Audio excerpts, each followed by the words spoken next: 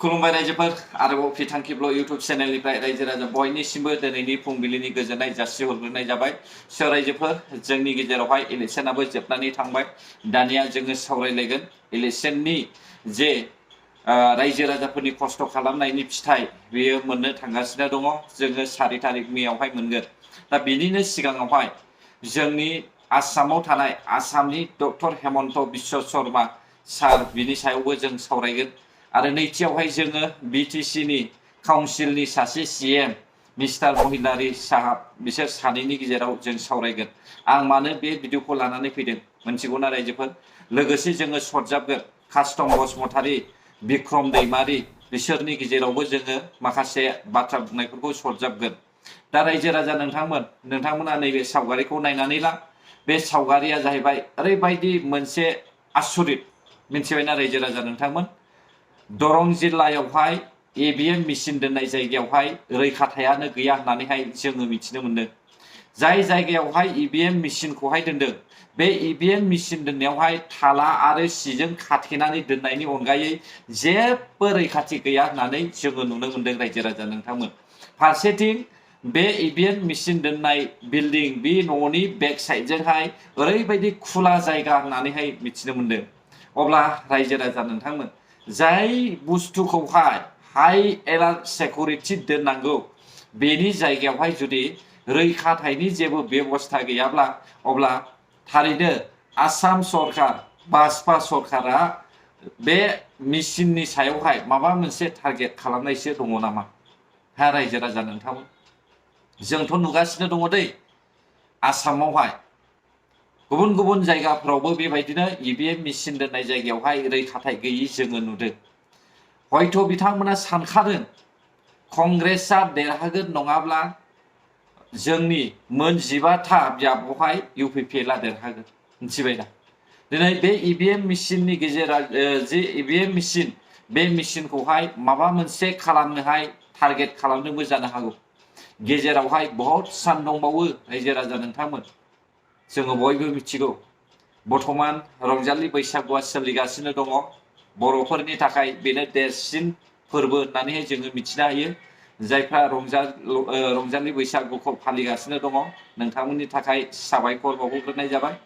बे समाव आं सावरायनो सानदों रायजो राजा नोंथांमोन, जोंनि BTC आवहाय BPF पार्टी सरकार दानायनिफ्राय लानानै जोंनि BTC आवहाय खुनु गोजोन गैया।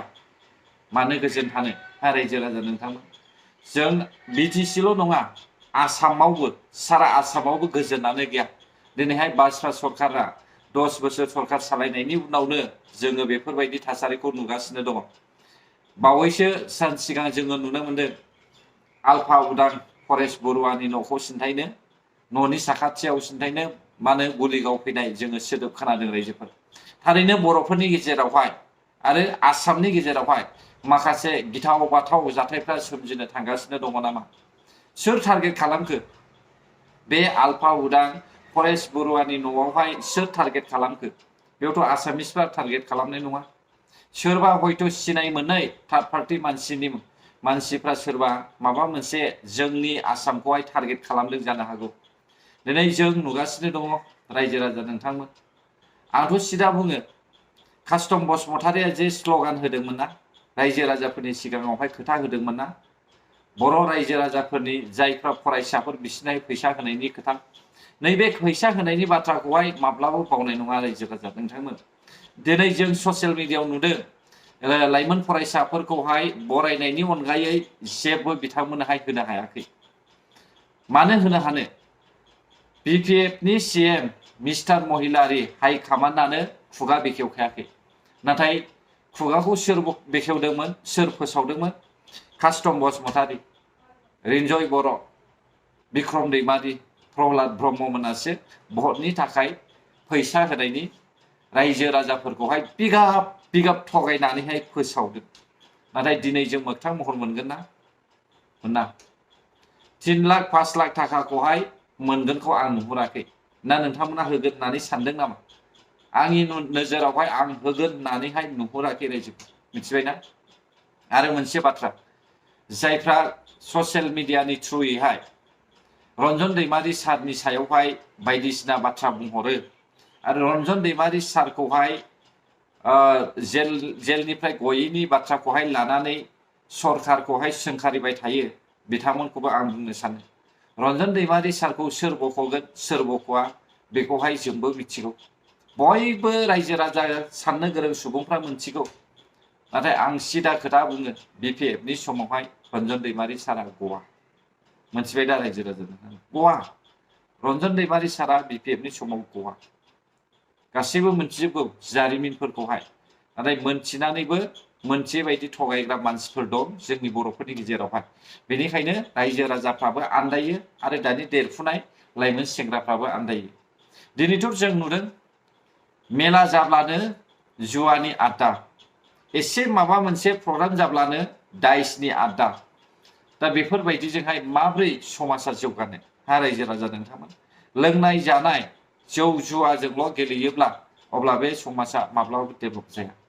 मिथिबाय आरो नायलांबाय था रायजो राजा नोंथांमोना बर'नि गेजेरावहाय मा थासारि जानो थांगासिनो दङ दिनै जों बयबो मिथिगौ जोंनि बिटिसि आवहाय मुस्लिमफ्राबो गोबां दङ नाथाय अरिजिन मुस्लिमफोरखौहाय जों माब्लाबाबो होनो हाया आरो जों माब्लाबाबो सोंखारिनो नाङा मिथिबायना नाथाय जायफ्रा टेम्परारि बांलादेशिफोर फैनानै दंफैयो जायफ्रा टेम्परारि गुबुन स्टेटनिफ्राय फैनानै दंफैयो बेसोरखौथ' जोङो होखारनो हायोना बेफोरखौ जों एरख'नो हायो नाथाय बिपिएफनि सापर्टार्स आरो बिपिएफनि सिएम बिथांमोना बेनि सायावहाय जेबो गोसो होआ आरो बिपिएफनि मावथि बिथांमोनजों थाफानानैहाय बाथ्रा बुंग्रा ट्राइबेल सुरक्षा मन्चनि मानसिफ्राबो जेबो गोसो होआ रायजोखौ आंथ' सानगासिनो दङ सानसे समावहाय जोंनि बिटिआर आवहाय मा होनो सेकेन्ड बांलादेशि जागोन नामा हा रायजो राजा नोंथांमोन आं गासैखौबो बांलादेश मा होनो मुस्लिमफोरनि सायावहाय आं बाथ्रा बुङाखै आङो बांलादेशिफोरनि सायावसो बाथ्रा बुंदों मानोना बिसोरो मैया दाख्लि फैनानै थाफैनाय आरो मुस्लिमफ्रा भारत स्वाधीन जानायनि सिगांनिफ्रायनो दंखायो बेखौहाय जों सिदा खोथा बुंनो हायो सिगांनिफ्रायनो दंखायो बिसोर दा बिनि गेजेरावनो आरोबाव माखासे मैया दाख्लिसो फैनानैहाय हा आवग्रिफैनाय मानसि दङ दा बिसोरखौसो एरख'नांगौ दा रायजोफोर एक नाम्बार मानो गोरोन्थिया जाहैबाय इभिएम मेसिन दोननाय जायगायावहाय मानो सिकिउरिटि गार्ड गैया हा रायजोफोर सिकिउरिटि गार्ड बाद होबावदो सिसि केमेराबो गैया होननानै बुंदों मोखांजोंल' दङ होननानै बुंदों उनथिं मानो गैया आंनि मथेब्लाथ' सारा राउन्डिं सारिगिदिं गासैयावबो हाई एलार्ट सिकिउरिटि सिसि केमेरा थानांगौमोन बे इभिएम दोननाय मेसिनावहाय बेयो मोनसे रायजोनि मोनसे सम्पति बियो हा रायजो राजा नोंथांमोन